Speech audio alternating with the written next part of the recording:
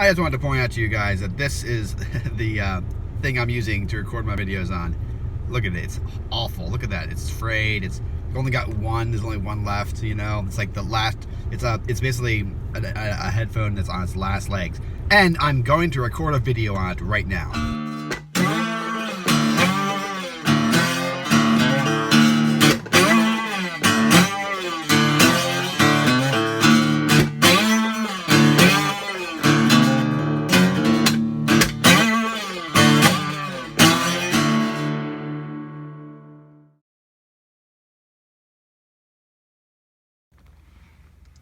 Okay, so I tried recording a video with this piece of garbage, and sounds like garbage. So I'm gonna try it again with just a speaker.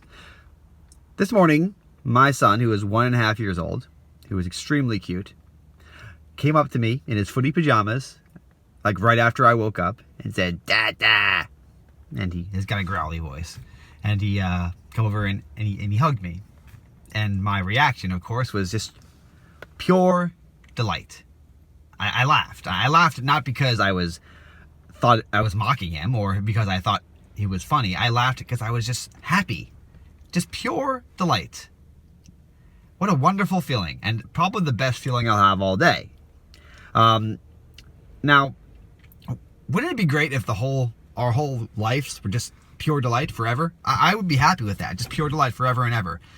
But of course, we know that's not the case. Okay, we know that feeling is just transitory. It's gone like that, and the rest of our day and the rest of our lives will be drudgery and pain, and eventually we're all going to die, and everything we remember will be gone, blown away, gone. My son, of course, will also eventually be gone. He's gonna grow up. He won't be a baby anymore. He'll probably do things that make me sad, make me angry.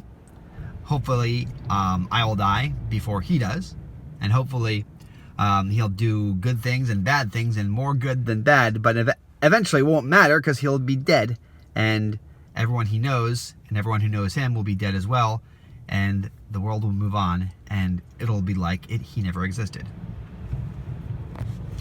Now, if atheism and materialism is true, then the experience of seeing my son and feeling delight at his presence is utterly meaningless. It's so meaningless. This is where that feeling comes from, if atheism and materialism is true.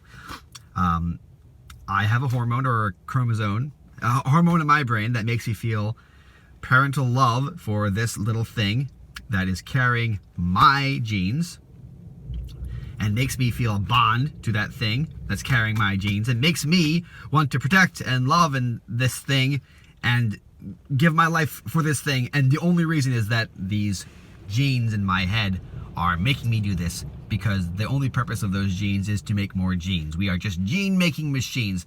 This is what Richard Dawkins believes, okay? This is what the new atheists believe at their core. When you want to strip away all the anti-religious stuff, and you ask them, what do you believe? Well, this is what they believe.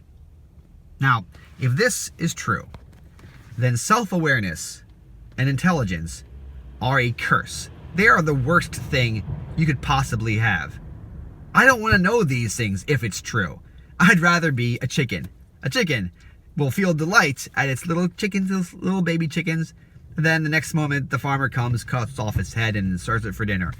And if I was a chicken, I wouldn't even know that. I would not be smart enough to be aware that I'm going to die. I would just be delight, dead. That'd be great.